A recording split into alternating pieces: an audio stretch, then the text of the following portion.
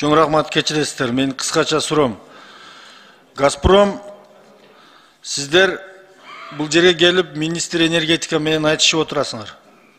Алар сизге айтып атат. Бүгүнкү күндө энергетиканын ушул светтердин өчүп атканы аларга нагрузка болуп атат. Силердин газдаштырбаганыңардан. Силердин биздин элдин алдында айткан убадаларыңардын канча пайыз аткарылып атат азыр? Менин оюмча толук эле аткарылып атат, Шайлоо Карабекович. Сизден дагы кооз сүйлөгөн, сизден да грамотный адамдарды элибиз көргөн да.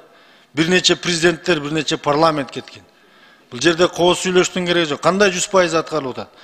Ошол конуштар газдаштырылбаган үчүн оорлук түшүп атат да азыр. Жай менен жүргөнсүңөр, Дубайда, ал жак бул жакта. Мына эми жыйынтыгы болуп атат. Ошон үчүн газдаштырууга шалакы мамиле кылбашыңарды чакырам. Болбосо биз парламент газ менен түзүүнү кайрадан келишимди карашыбыз керек.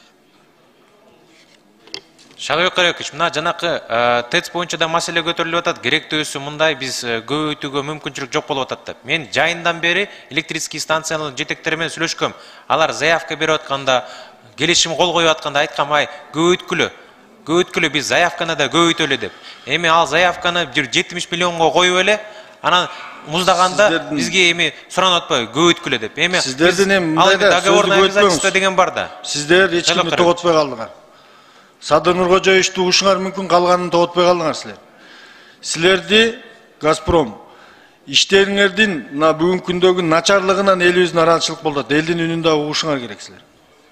Мына экология боюнча бүгүнкү күндө дагы 10 жылдан кийин мындай кеткен болсоңор, экология. Сиздер урматтуу жетекчи угасызбы же шыбырашып отура бересизби? Экологиянын жетекчиси. Отом. Ушундай кетиште биз азыр мына уже жогорку кеңешкече кирип келди түтүн. 10 жылдан кийин кандай балдар төрөлөт, Кудай сактасын. Силер мониторинг жүргүзүп жүрөсүңөр шаардын мэриясы менен. Чара колдонгула. 300 жерди барып предписание бердиңерби десек, бир да жерде жок экен, нормально экен дедиңиз бая. Биз көрүп атабыз го көчөлөрдө кара түтүн менен банялардын жагып атканын. Ошон үчүн өткөндө экология 2 деген баа алгансыңар. Сиз билесизби? Билем. Сиз айтыңызчы, ушул шаарда канча резина жаман нерселер жагып шаарды кара түтүн кылып аткан баняларды билесиз? Канчасын билесиз? Мончолорду.